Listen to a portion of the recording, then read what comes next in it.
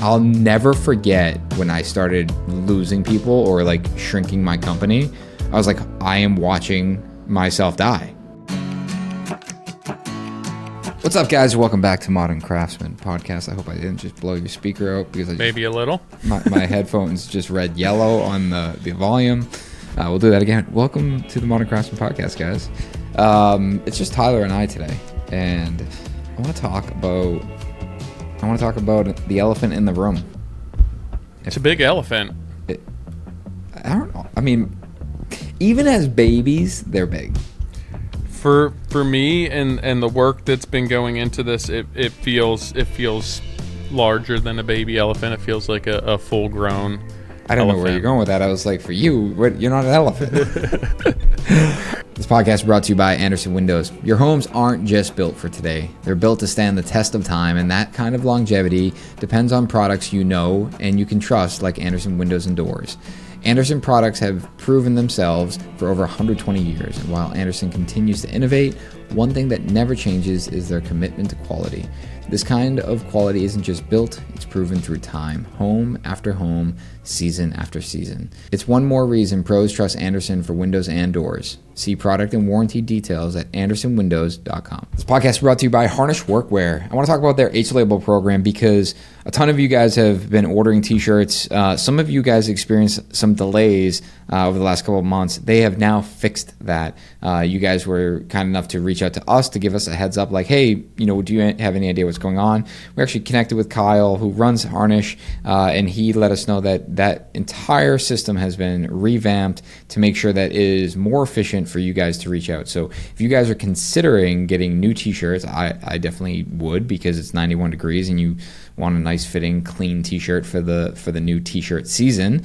I would reach out to harnishworkwear.com and click on that H-Label program and allow you to elevate your crew's appearance with their comprehensive, personalized uniform service. Okay, we have big news.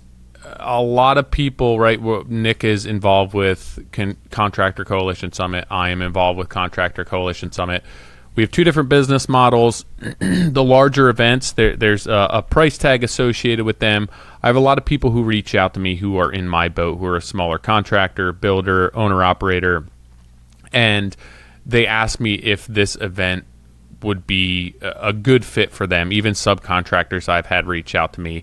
And until now, we haven't really had a smaller package to be able to register for an event like this. So September 15th in Minnesota, we are having a one-day event. Basically, it is a Contractor Coalition Summit crash course. So if you're somebody who's been on the fence, somebody who's wanted to attend one of the bigger events, but you haven't been able to from a time, financial commitment perspective, whatever it is, definitely check this one out. Registration, I believe, closes somewhat soon. I think we said End of July. End of July, yeah. So we have a couple of weeks left to register for this. We'll have the link in the show notes, but you can also go to contractorcoalitionsummit.com and then click on the events tab, and it's the Minneapolis event. Again, a one-day event, crash course. Minneapolis is a great town. If you're somebody who's been interested in this event and you really want to sink your teeth in and give it a shot, this is a great way to do that and experience what this event can look like without having to go for an entire weekend or for 3 days. So check it out, contractorcoalitionsummit.com. Hit the events tab and check out the Minneapolis crash course event. The education space is littered with fake gurus, with bullshit information, with with just stuff that is completely invaluable. And for someone, myself, I want to go back. Let's go back to school. I'm a little fired up right now. Let's go back to school, because in school, I never ever felt as though the money I was putting in, I was getting an actual return on investment. And I have written an article, probably more than one, about how I think college is, not great, especially for people that want to be in the trades, and my reasons why. and I get asked, do I regret going to college? No, I don't regret going to college, because ultimately, like, it led me to where I am today in my life. Do I think it helped me in the work that I do? Absolutely not. Yeah. So fast forward, now I read this stat that essentially traditional education, which is like going to college, is declining. It's like 2 or 3% every year. And if you take the dollars associated with that decline, that 2 to 3%, it is exactly equal to the dollars that are being spent in alternative education, meaning online courses, seminars, coaching programs, all of this, which is like an insane stat. But there's just so much bullshit. And I have been, as you know, like, I go to at least one a year. And I go there, and I think especially early on, I would go and I'd be like, all right, this is going to change my life. Yeah. I'm going to go there, like, and I've went to even the fake guru bullshit ones where literally 6 of them pull up in Lamborghinis and you're in a mansion on the hillside of Hollywood, and you sit in this house with good food and it's just nuts. It feels like you're around the most successful people in the world. And, did I get nuggets out of it? Sure. I wrote notes and notes and notes. The notebook is actually still sitting on my table in front of my desk.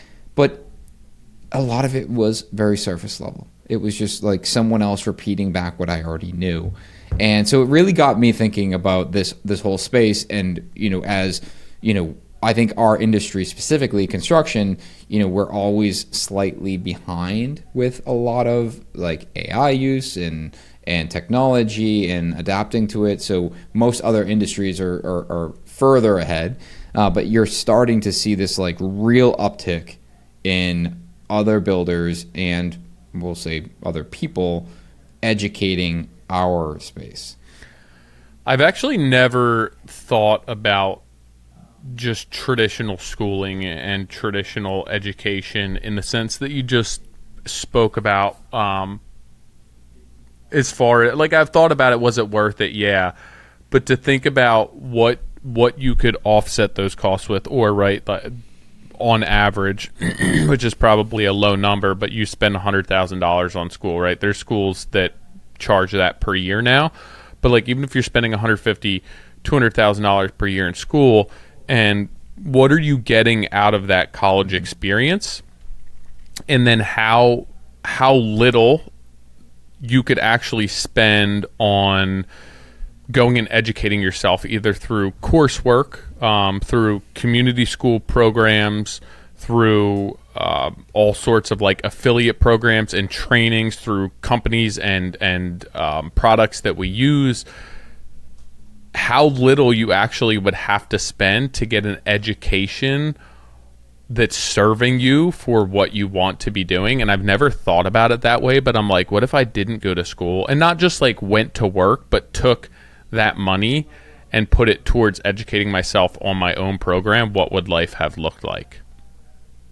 It's interesting to think, where it's like, you could spend $5,000 here, you could spend $500 here, you could spend $1,500 here. Like, you got to add a lot of them up to get to $150,000, $200,000, and also you're not spending 4 years doing it, right?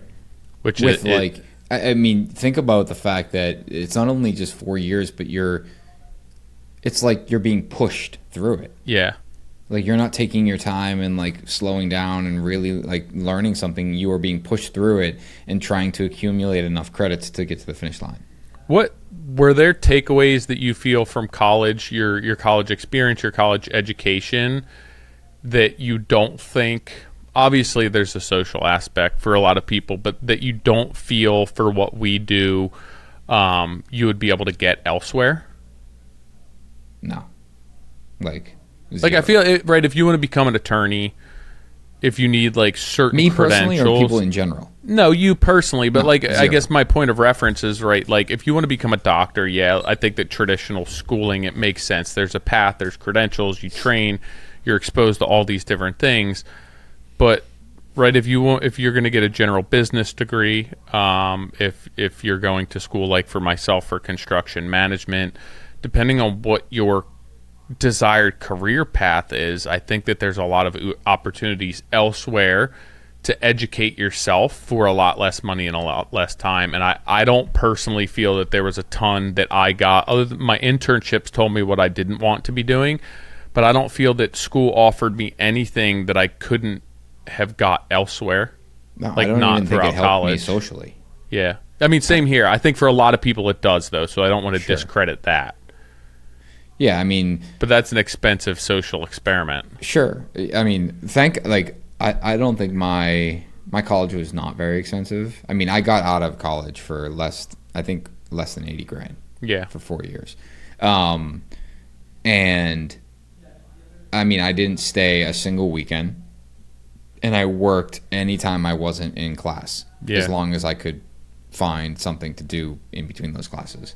I wrote one single paper my entire schooling career, never mind like high school or college. I wrote one single paper, which is crazy to think, because I had so many friends that would just sit and write papers over and over, and I tell that all the time when we kind of reminisce on college. I'm like, dude, one paper ever, and it was like choose your own topic.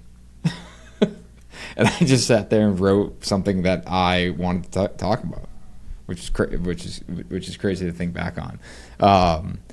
But yeah, I mean, I don't think that there's nothing that I took away from that school.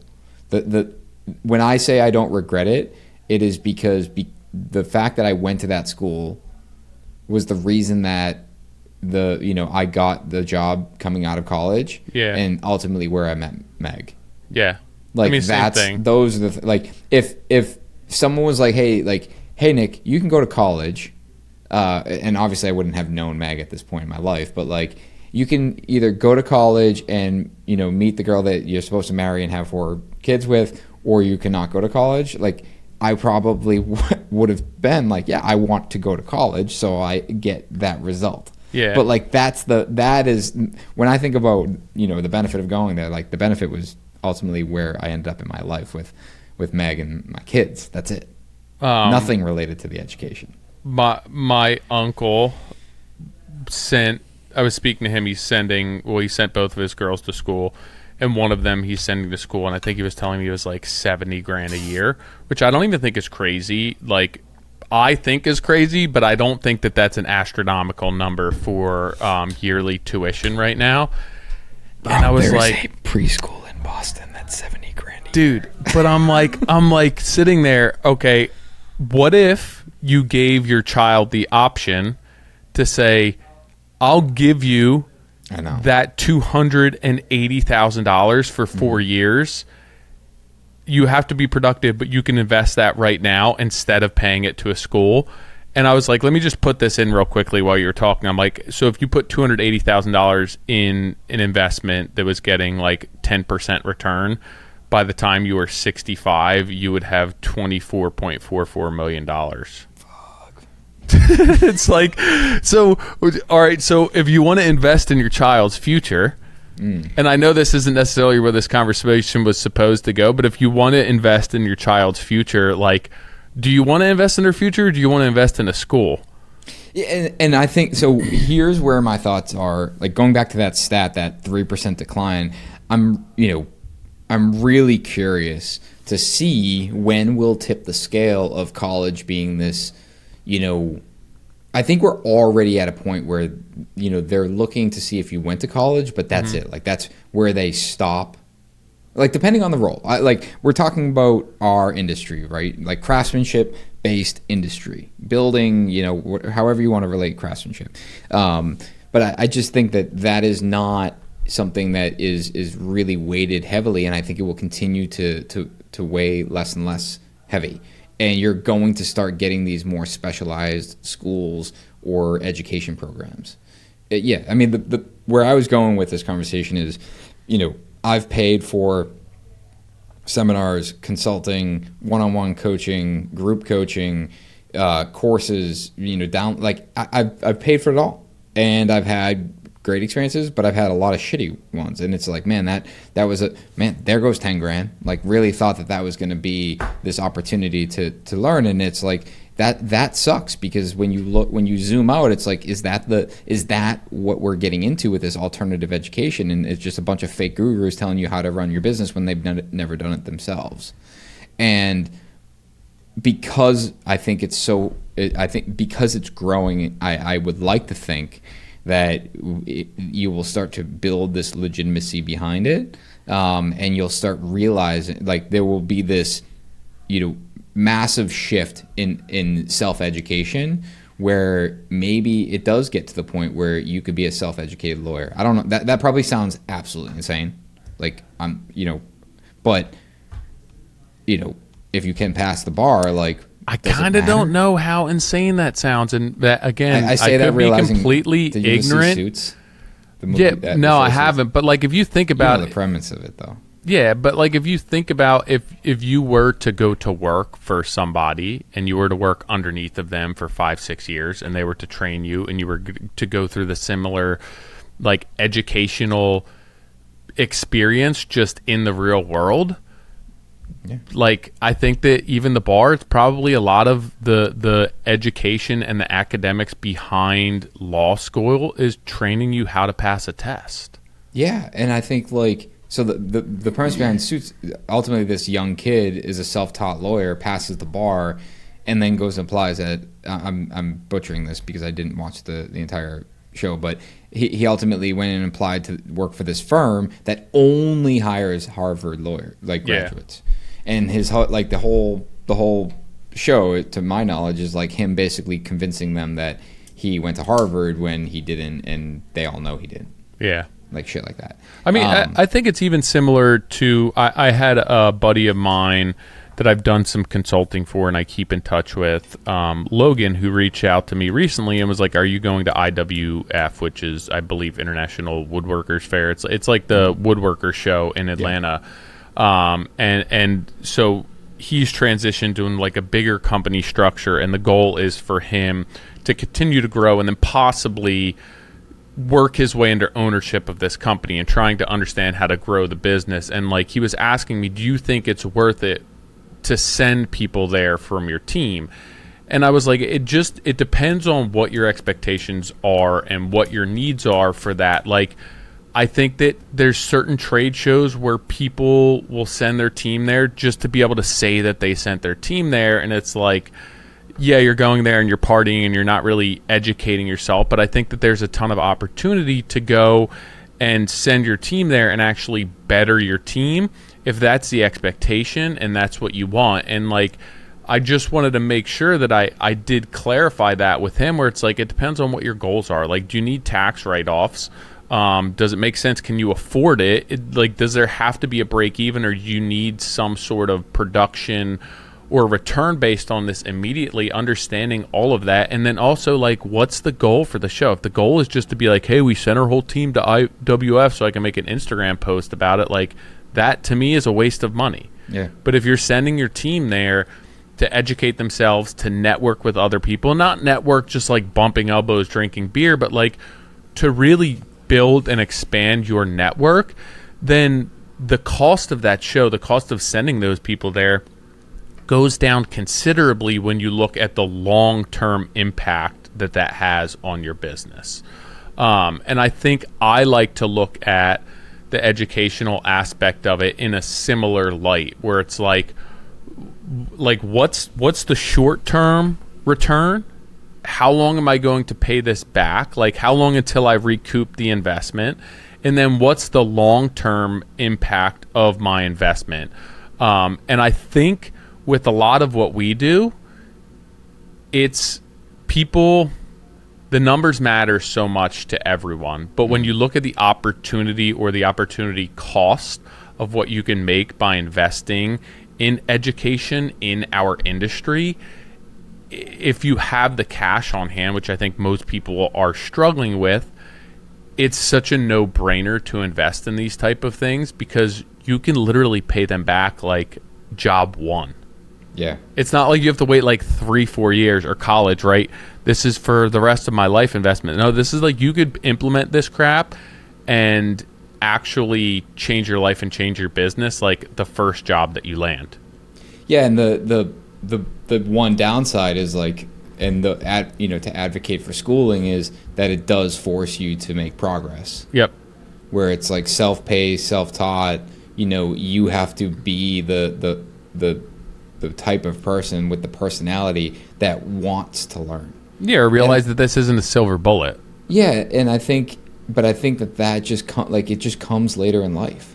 Like, no part of me ever in school felt like what I was doing was going to change the course of my career, where everything I do every day now, maybe not every day, most days, yeah, I look at it and be like, oh man, this could make a huge impact on my business. Yeah. But it's, I'm deciding to do it.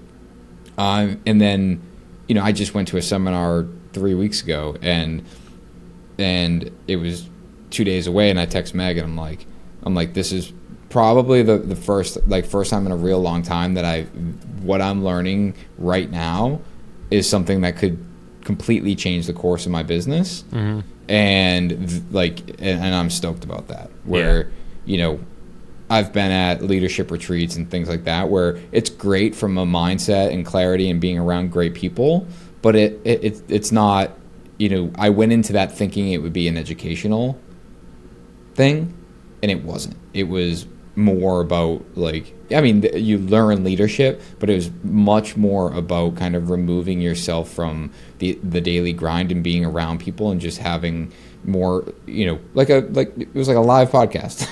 You just sit around and just chat. So is there a way to quantify that within your business? No, I don't think so. I think that is individually, I think that is something that is impacting me as an individual. Yeah. Like, I'm a better man, I'm a better husband, a better leader. Like, sure, like you could quantify that in your business, but I also think that myself, I'm very guilty of this, is that everything I do, I feel like needs to have some sort of ROI on what I do from a work perspective. And if I'm doing something and there's no ROI, it's sometimes hard for me to, appreciate or even enjoy the moment. Yeah. I'm going on a tangent here, but last night, got home, I was just frustrated with stuff, and the kids were just being annoying, spilling water all over the floor, and I snapped, cleaned up the water, and Meg's like, let's go for a walk. And we walked down to the tall ships in Boston, and I'm walking there, and the kids are way ahead of us on their scooters, and Meg's kind of just zoned out, and I'm just zoned out, and I'm just all I'm thinking about is all the shit I need to do, and I shouldn't be taking a walk right now. And finally, I was able to. I went on the Ferris wheel, and then that really shook me up. I think that educating yourself as a contractor, as a business owner, is so important. And I think that we will do so many other things and attempt so many other paths to get to where we want to be, rather than just invest in educating ourselves. And I really struggle, and I speak with people all the time about this. It's like, we don't get into this because we want to be business owners. We get into this because we like performing a trade, or we like building, or we like one aspect of it. Maybe it's even just the team aspect of it, building a team, building the processes.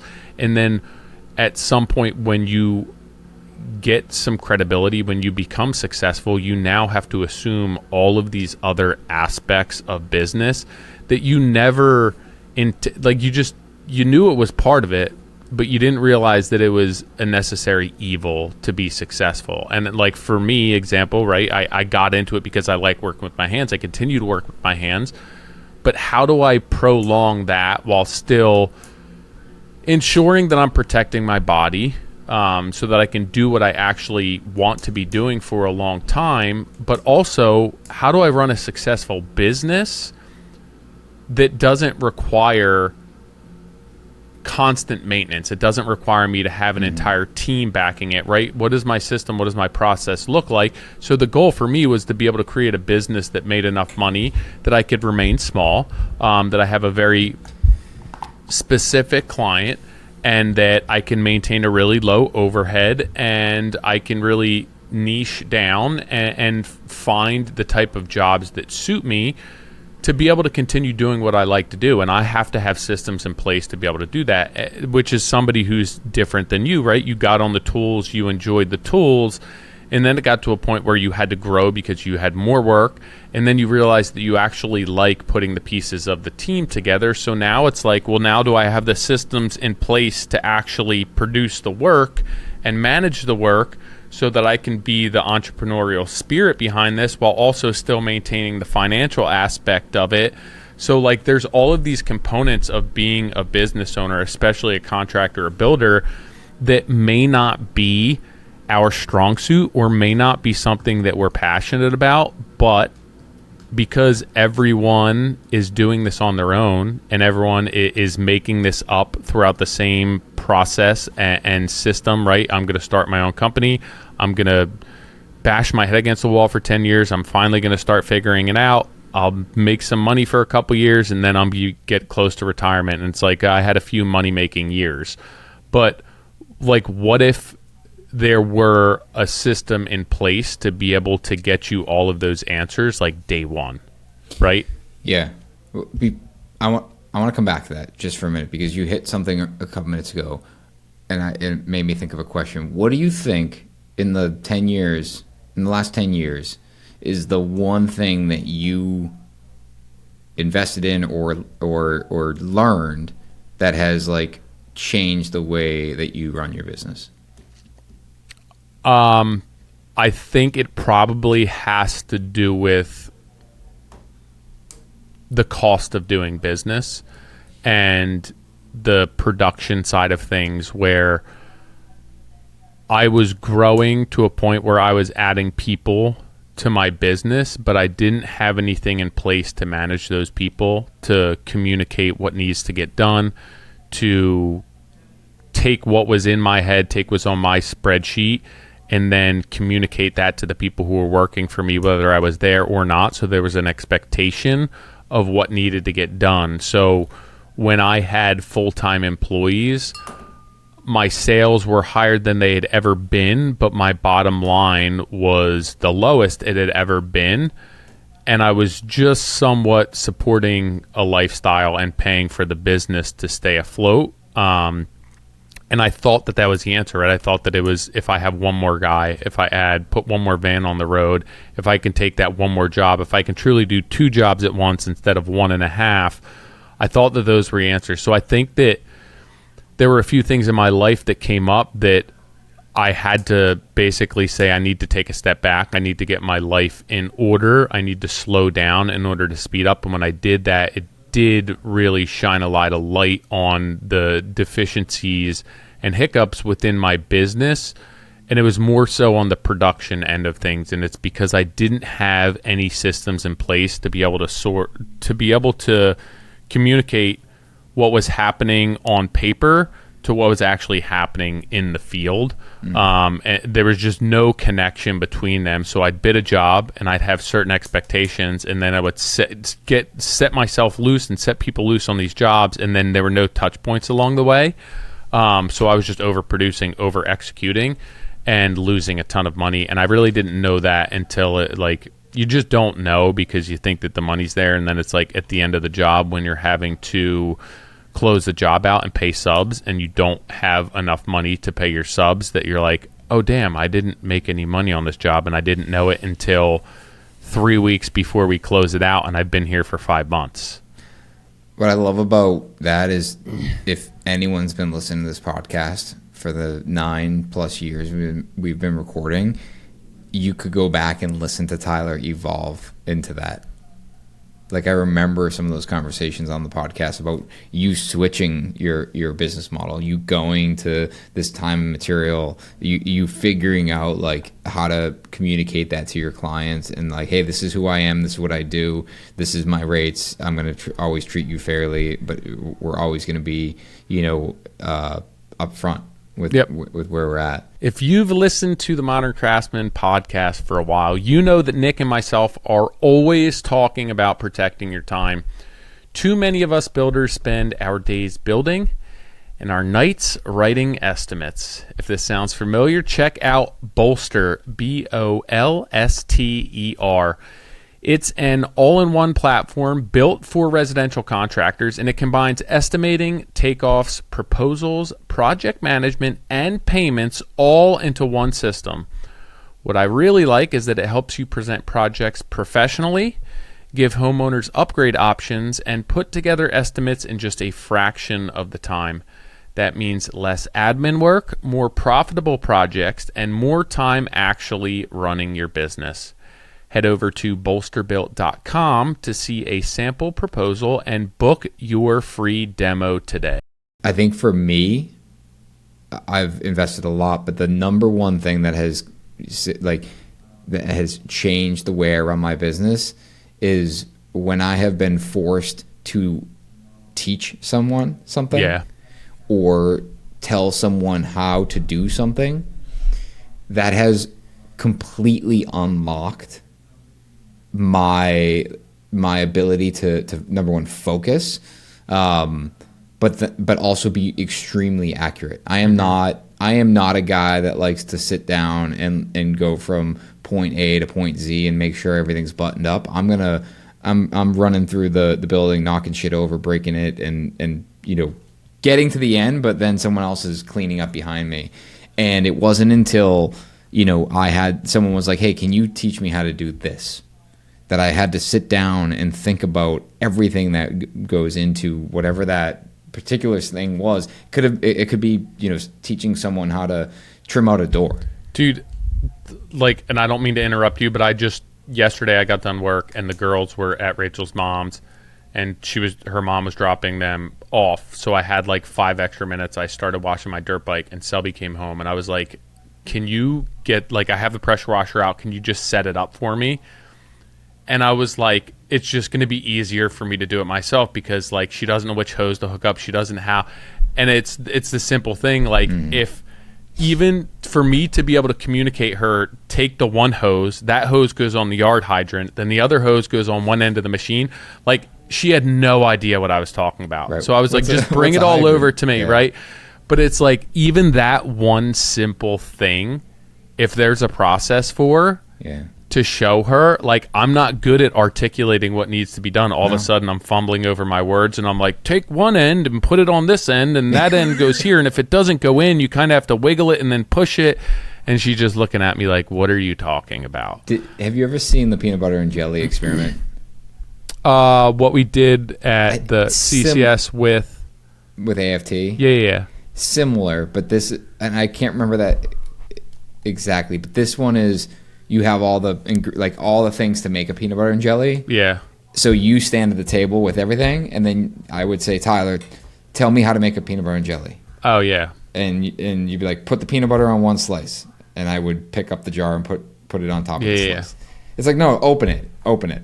It's so it makes you think about how accurate you have to be in order to because you're not showing someone. Mm-hmm. If how do I know to pick up the knife? All right, what end of the knife? What do I do with the knife? Do I hold it? And so going back, this was this Caitlin, who's my assistant. One of the things that she was responsible for when I hired her, I was like, "Hey, I have this Google Drive." And anyone that has a Google Drive knows that is just a dumping ground for everything. Yeah. I was like, "I would like you to organize it." And I don't know, a couple of weeks go by, I'm like, "How are you making it out?" She goes, "I actually don't know. I'm not sure, but I think pretty good." And I go through and it's all right, she's got the idea. I gave her no direction. So she's like, what exactly am I doing? I'm like, I don't know. I don't know what's in here. We need to figure out what is not needed. Now with Claude, Claude can just do it for me. I'm like, "Claude, go into my Google Drive and summarize everything in there and tell me how I'm supposed to do run my life." It's well, based on 1,100 documents, you are not doing the right things. It is true though, because even right. So the other thing, and I think has traditionally been the way that people learn within our industry, is that you show them. Right. Mm-hmm. You have an apprentice and they shadow you, mm-hmm. and I think that's a really difficult way for people to learn. But I will argue that I think that is the one thing that cannot and will not be replaced. Correct. Is shadowing and apprenticeship. Correct. I think most people do apprenticeship wrong, but that ability, like I could sit there and show Reed, my 8-year-old, 100 videos on how to cut a 2x4. Yeah. He could watch YouTube from the day, from the 8 in the morning to 5 in the afternoon on how to cut. The moment he picks up that saw, he's gonna have no idea. Yep. Why does it stick? What do I have to do? Like, it's just there is the inherent value of seeing it done and then being taught as you are physically doing it.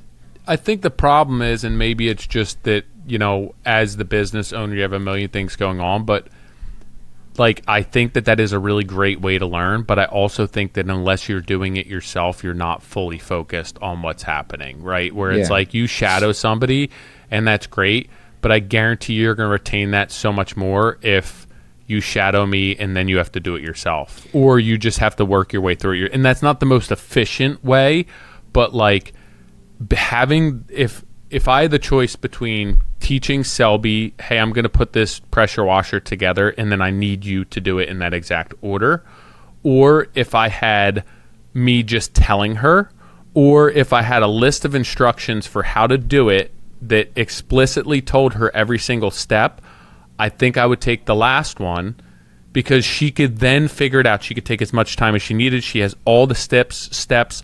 She has all the illustrations. She has all the deliverables, and she can work through that.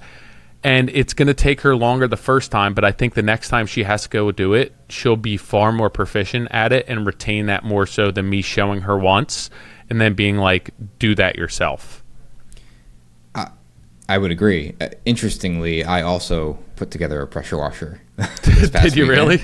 And as you're explaining, teaching Selby, Reed wanted to use it. Yeah. And I'm like, of course you do. You're literally me when I was your age, and my father had a pressure washer, and I think I used it every day. Just write stuff summer. In the dirty concrete. Yeah.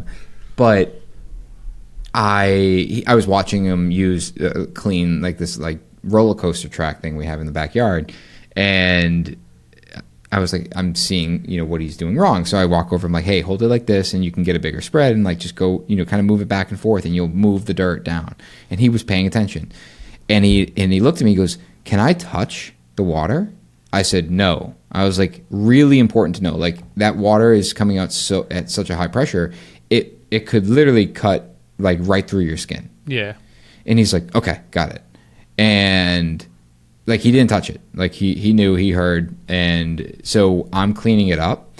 I shut the water off, and I'm like undoing it, and I'm like, oh, I got to take the jet off the wand. Mm-hmm. So the jet wouldn't come off, but everything's off. Like the machine's off. Pressure. They didn't fucking release the pressure. Yeah. And I sliced the side of my finger wide open.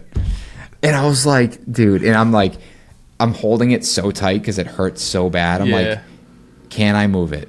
Is the muscle gone? Yeah. And I look at it, and it like self-cauterized itself. And I'm like, all right, I'm good. And so this was Sunday. And yesterday, I was looking at my finger. I'm like, oh, I have to tell Reed. Because like he was so like because he asked, he goes, when it's off, it's not pressurized, right? Like he asked the right question. I was like, hey, Reed, I'm like, I have to follow up on there's an addendum. Yeah. And he's like, what happened? I'm like, when you shut it off, there's still pressure in there. He goes, there is? I'm like, yeah. I'm like, and I cut my finger, and he looked, he goes, did it hurt? I'm like, yeah, dude, it hurt bad. He's like, I'm like, but I just wanted you to know, because if you'll make that same mistake. Uh-huh. And I'm like, but he's still gonna make the same mistake, because that's probably the third time I've done it in my life. Yeah. It's like, I always forget. Yeah. I always forget.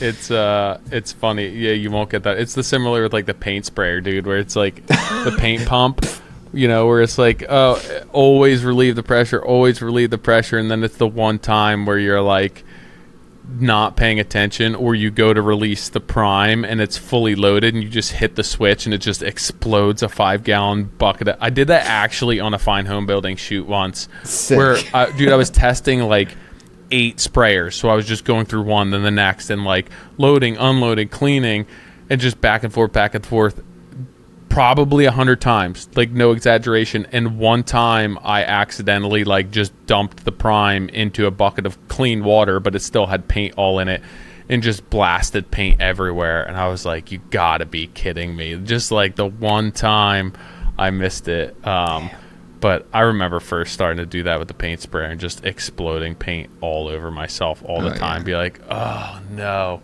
Now at least everything, I know well enough to keep everything covered up.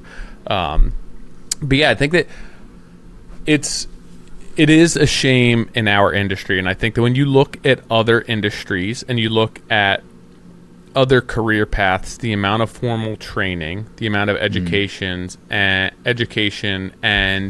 even just like the roadmap for how to do those things is better documented and more legit than anything I've seen within our industry. It seems as though every company, every builder went through the same struggles and then reinvented the wheel, figured the wheel out on their own without any help from anyone, and it took them 10 years just to figure out it needed to be round, and then another 10 years to figure out, all the other parts of it, and then it's like, all right, I'm finally making some money, and I don't feel like I'm banging my head against the wall, and I don't feel like every single day my stomach's in my throat, and I don't know what I'm doing, and I'm never going to get out of this industry alive. And I think it's really important to be able to roadmap what it should look like to have a residential construction business, to start a residential construction business, and how that all needs to come together regardless. I mean, there's outliers, right, within our industry that are extremely small and extremely large, but I think that most of our industry is made up of these smaller companies, that are doing just under $1 million to $3 million to $10 million worth of work. And I think that that's probably 97% of our industry, and there's no roadmap for them. No, and I think I obviously have spent a lot of time thinking about this. I think sub $1 million, like anything under $1 million, you can get away with no system. Like you can just you can figure it out. You can bill what you bill. You make money. You don't make money. I just feel like you can just be a scrappy ass cowboy when you're sub $1 million. Once you hit $1 million, is usually, at least from my experience, is when it's like, I should hire someone. It's where you get exposed. Totally, and that exposure, if it feels as though you're standing naked in front of a crowd of people, but no one. That's probably a terrible example, but you get where I'm going with that. Like no one even recognizes this. Like you're you feel more exposed than you actually are, and then as you grow, what happens is like. At least, like for me, I remember my first few years, I doubled every single year in the amount of quote unquote revenue. And I say quote unquote because like that doesn't necessarily mean I was doing better or worse. It was just like I was bringing more money in. But then you get to a point where it's like, man, like I really should have had that system in place back then, or I really should have like understood what job costing was, or I really need to be better about hiring people. Like all of those things start accumulating, and the next thing you know, it's like now you're doing $7, $8, $9 million a year, and your business is a wreck. And I mean, that's, if you've listened to this podcast long enough, like that's where I have been. I was just like powering through and just like throwing marketing basically at the wall, and like I'm gonna grow. And I think at one point I went back and looked. I think we were like 22, 23 people at one point. And I'll never forget. I forget who said it on the podcast, but basically like there was this notion that if you start shrinking, you're dying. Like, and I'll never forget when I started losing people or like shrinking my company. I was like, I am watching myself die. Like this is like I can't believe I'm literally walking myself to the pearly gates right now. Yeah. And that's just not true.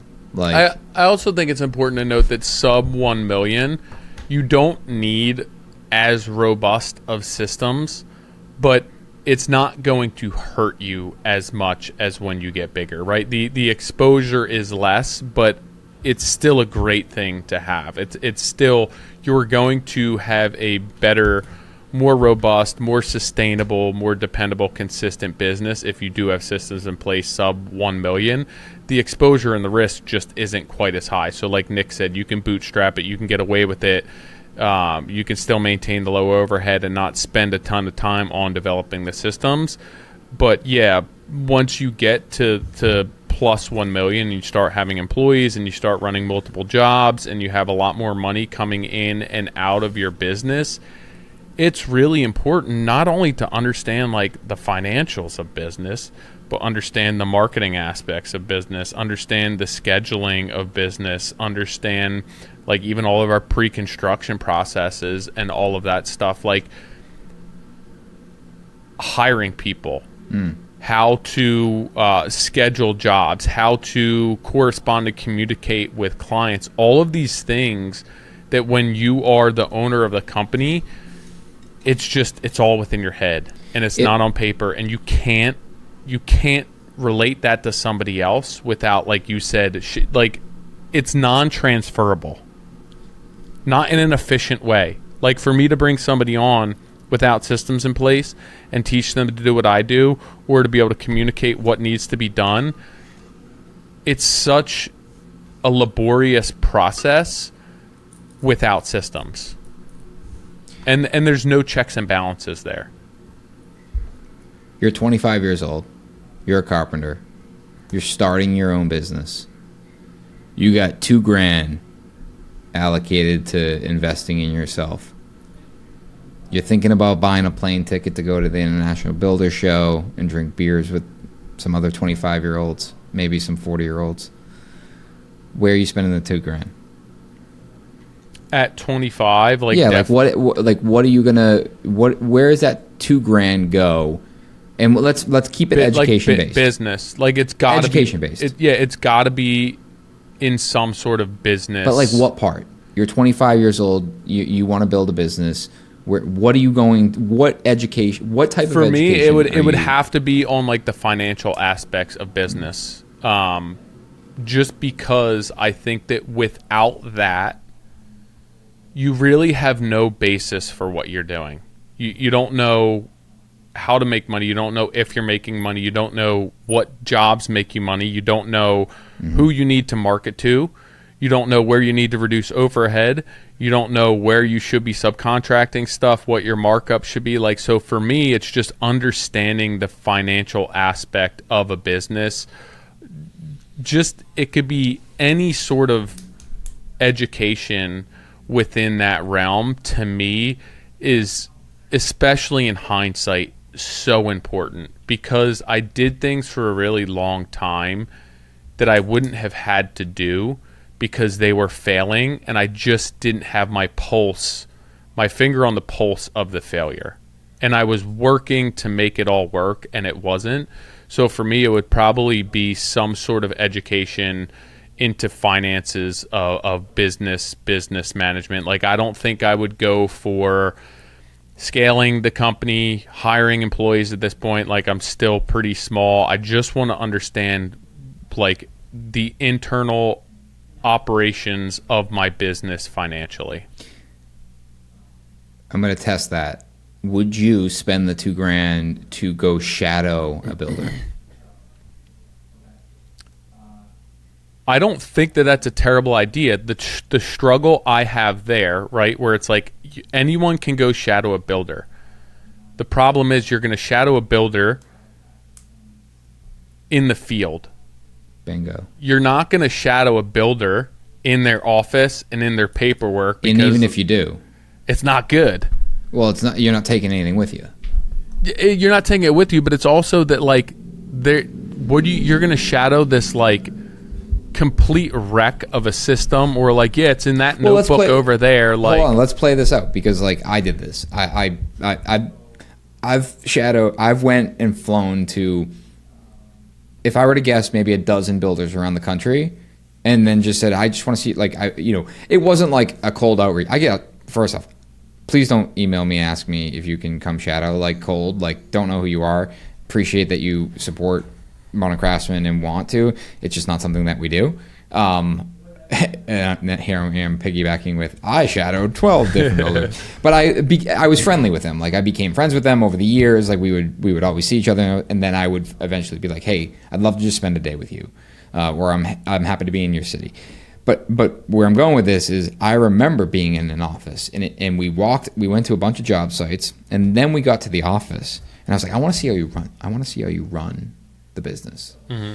And there's one gentleman that was very kind with his time, and he showed me everything, and how, like, he essentially had this insane master spreadsheet that he had been building, I think, for 20 years. That is just like it's one file. I'm like, God, I hope you have a backup somewhere. And he would just go in there every day and update it, and it would just tell him, like, what his life looks like today and what it should look like for the next 40 years. Mm-hmm. And I left there, and I was like, I remember flying home, and I'm like typing up the spreadsheet and like trying to recreate it, and I'm like, I forget what he had here, and I remember, and I was like, hey, is there any way you can send me that? Just like delete all this stuff out of it. I just need the template. And he goes, not that I don't want to, but I can't. Yeah. He's like, I have no idea how to undo the personal information, and I will never send this file like anywhere. It lives with me, and that's it. Mm-hmm. And like, that's fair. Like, no harm in asking, but certainly didn't expect it. Where, again, like, really valuable, but I didn't have enough to take away. Like, I learned it, I lost it. Yep.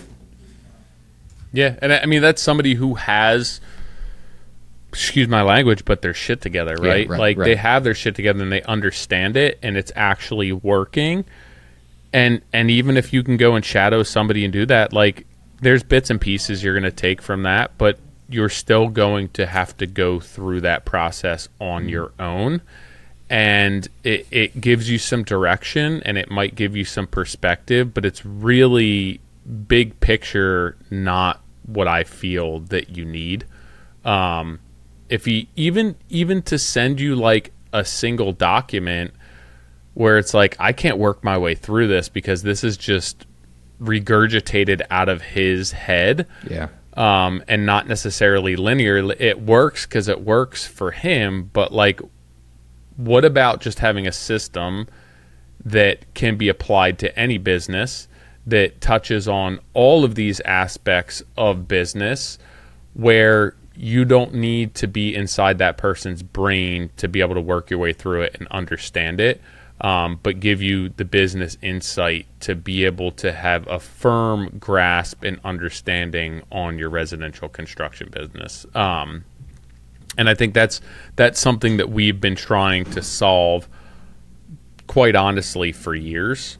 Even just to be able to scratch the surface of, because, like, where do you start when every business is so different, every market is so different, the size, the scope, the scale? Where do you start and where do you end? And I don't know if that's a simple answer.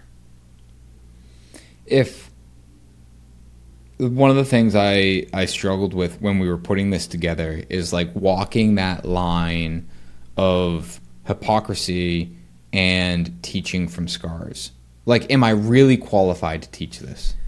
And that is, like, very early on, I thought about that a lot, especially when we went through the first pre-construction course, and we shared that. And I was like, man, am I really qualified to teach this? And coming around that second time, I kind of got over that and realized that what I'm doing here is exactly what I shared, 20 minutes ago, is that I am forcing myself to complete my thought here.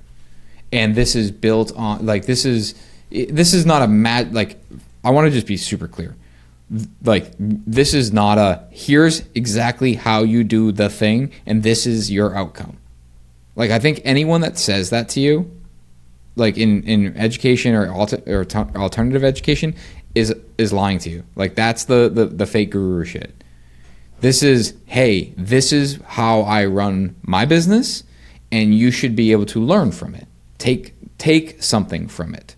It is not a here like step-by-step guaranteed outcome thing. And when I got over that and realized that's not what I'm trying to educate, I am trying to, teach through the scars, teach through the issues that we've faced and how we work through them. That is what people ultimately resonate with. 567 episodes I think we've recorded, 9 years of doing this podcast. It's like, that's what everyone says. I like the real world aspect of it. I like the fact that you guys are talking openly about what you're dealing with, how you dealt with it, what's going on. That's why we have guests on that when we ask questions, we want them to get uncomfortable and answer it, because someone else out there is struggling with the same fucking thing. And that is ultimately like, what it came down to is that what we want to do and what we're doing is sharing, hey, here's what I've done. Here's what I do. This is how I do it. This is why I do it. And if you'd like, this is how you could implement it. These are the things that you need. Let me walk you through these things. Are there aspects of this that you feel are potentially more valuable than other aspects of it, or is that just dependent upon like where you are within your business, the size of your business, and what you do? So like there's 5 components of what we put together. Yeah. And somebody actually just emailed us, like, if we were going to dig into one of these, what would it be? My answer was pre-construction is kind of the flagship of what we're doing, and I think that it entails a lot of the other aspects of this system, and I think it's fairly comprehensive there, but I don't know if that was the right answer. You want to know why I do agree with you? Is that the premise behind pre-construction is understanding and valuing what you do as a business. Like, you don't, when you are not following that process, you just don't, like, you're not valuing what you do. Like, you're giving away so much for free. By actually going through that formal process, it is forcing you to assign a value to who you are and what your business does. Yeah. Early on, and in order to do that, you need to understand so much about your business. So yes, I would agree with you on that.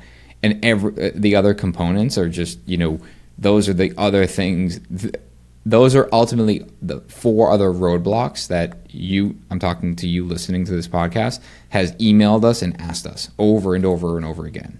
I also think that there's a lot of topics within pre-con that are expanded upon, where it's like, this course is robust enough. We can't dump more into it, but like, there needs to be an expansion on this and a component of this elsewhere. And I think expanding there makes the most amount of sense. Like, I think that the pre-con is a really great way to get your feet wet, because it deals with architects, it deals with designers, it deals with pricing, it deals with scheduling, it deals with value engineering, all of the aspects, like financial, every aspect of every other part of your business is bundled up into pre-construction.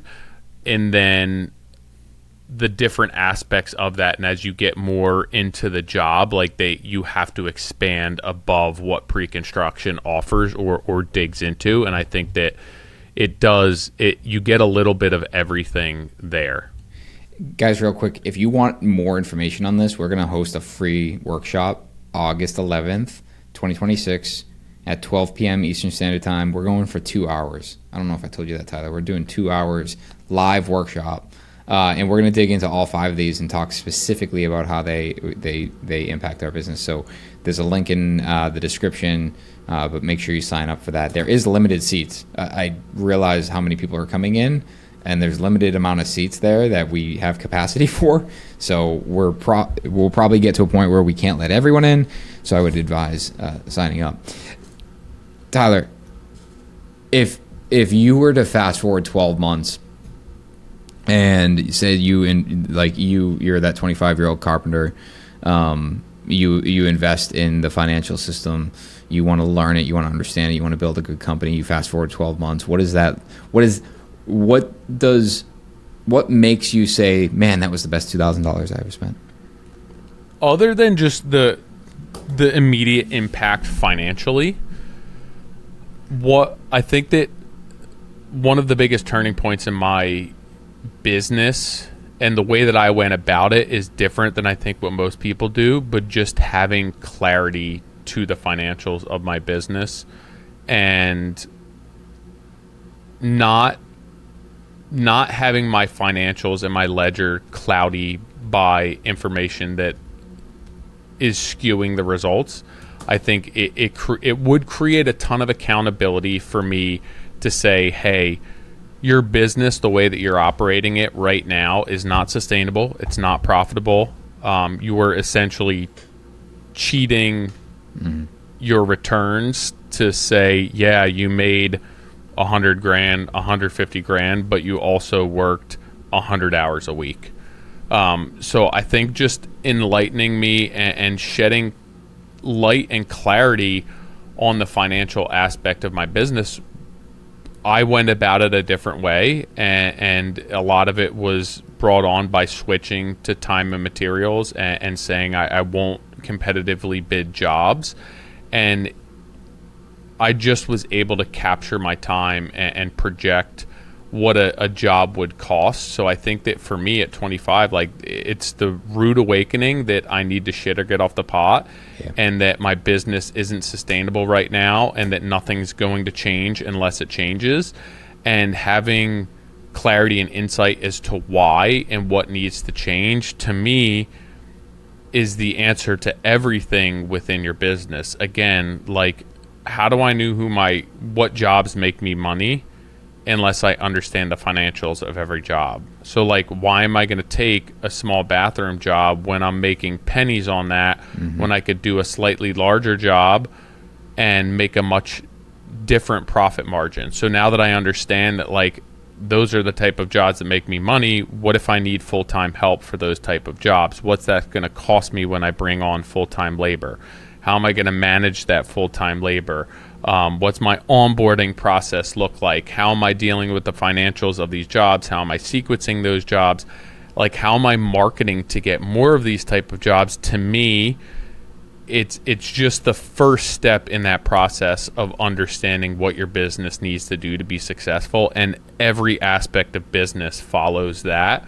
So to me, I think it makes me actually look in the mirror and realize that things need to change. I love that. I'm going to end on this. I don't think you should invest into this course or anything that we sell if you're in a position where you're not looking to improve, or you feel like there's a silver bullet. Like, just, that's not it. We have done this podcast for 9 years and have tried to share as much information as possible for you guys, and you guys are so kind in emailing us and letting us know that we've inspired you in many ways, and we're hoping that by putting all of this information out there for you guys, it's just that one additional asset that you can take and go and build a stronger business. So if you're interested in building a better business or being more profitable, or just really understanding the things that go into, what other builders are building and how they become more quote unquote successful, I think it's worth a look. Yeah. I mean, when I look at my business and when I look at when I started my business and what I was investing in versus what I probably should have been investing in, like, having access to something like this would have changed the way that my business operates and the trajectory of my business, and prevented me making a lot of the mistakes that I did, or just chasing things that I shouldn't have been chasing.